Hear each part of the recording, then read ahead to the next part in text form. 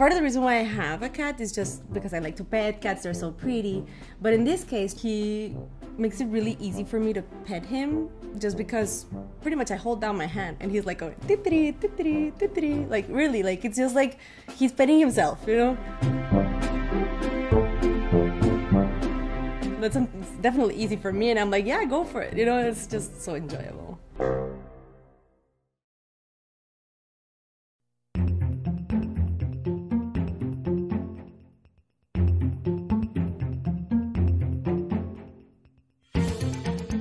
She's my faithful companion. I moved to LA about a year and a half ago. He came with me, you know, from Austin, Texas. Has been able to adjust living out here. Whenever I'm alone, I know that I can count on him, and he'll always be available, like wanting to have somebody pet him. I really love kitties, just like looking at them, the whiskers, like I look at them all online all the time, and of course Chewie gets jealous sometimes. I always had cats in my life. Growing up, we was in our house, we had like 2 at the beginning. Also, one was Siamese, just like Chewie, and the other was Tabby. And so with those 2, I was growing up and they were growing up with me, and they were both female. At one point, they both had kittens. And so my house was like 14 cats at some point, like, you know, just too many. And because I, you know, grew up with them, there were always cats, you know, around. Chewie's my first cat, actually, after college and after moving out of my house. And so he's been with me for almost 3 years now.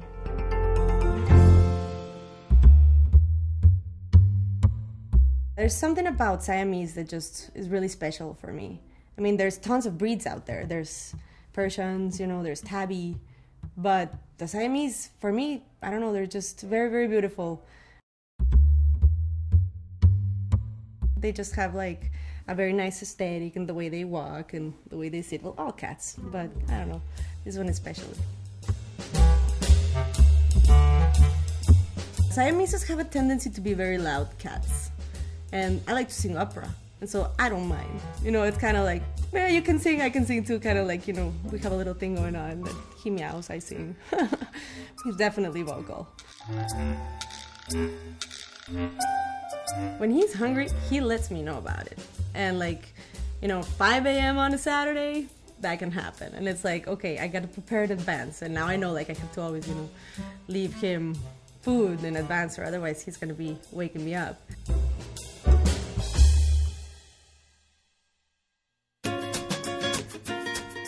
I'd say he's affectionate when he wants to, because it's usually the case, but he also sometimes is kind of like, no, not right now, but then when you push away, he's like, oh no, come back, kind of thing. And so it's a bit of a game, you know, a back and forth that you go on with him. But he's certainly affectionate with me, and he's pretty social. Like, some people have told me, like, there's something of a dog in him to a certain degree, because he doesn't, like, just go hide in the corner when there's people around. Like, he actually goes up to them, approaches them. It's almost like, pet me, you know, I want to say hi. And so in that sense, I'm very thankful to have, you know, a cat like him with that kind of personality, because he's just, you know, really social, not just with me, but when I have visitors and everything.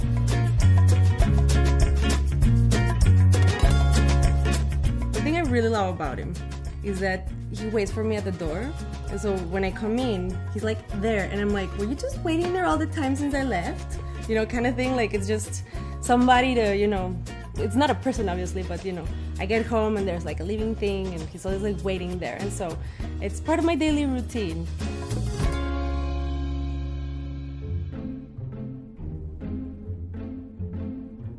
Something interesting about him is that he brings offerings to me. He would like chase mice, and he would bring them to me as offering. And so I'd be like cooking, you know, like making chicken soup, and he'd like, you know, come drop a dead mouse in the floor, and like, you know, almost saying like, do you want to add that to the soup? I think it's cute because it's almost like he's participating, you know, he's like seeing me cooking, and he's like, yeah, here you go, like add something else, you know. And it's also just nice to see like the cat instincts in him, you know, flourish. I know I feel protected. No rats are gonna be around me when Chewie is around, you know. you see those flowers over there? Like, he loves them. Like, I change them, and he starts playing with them. He loves the flowers and that, but he doesn't realize that, like, by playing with them, he knocks over the vase and the water goes splattering, and there I go, like, okay, I'm cleaning up after him. But now I've learned to just fill it with more water, and so that way it's heavier.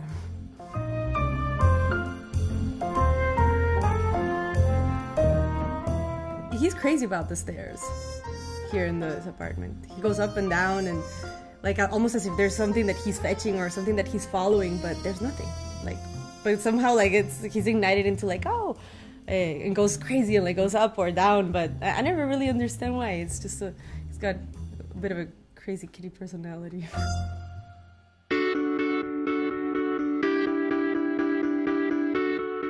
I don't think cats are for everybody. Like, there's personalities that are, you know, more akin to dogs, and there's personalities that are more akin to cats.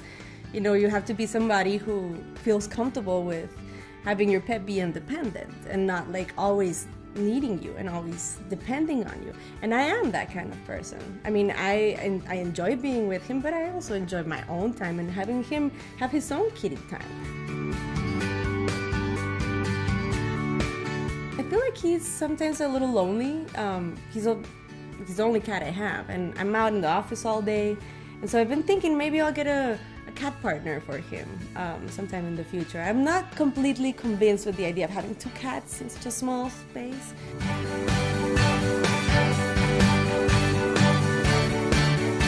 I used to live in Austin, and so having him here with me is also a bit of a reminder of what my life was like then, and how he's come with me all this time and all the way, you know, and so he's still around, and it's something that I definitely appreciate, like growing with him as well. You know, he's a reminder of, you know, where I've been and where I am now, and so it's just good to have around.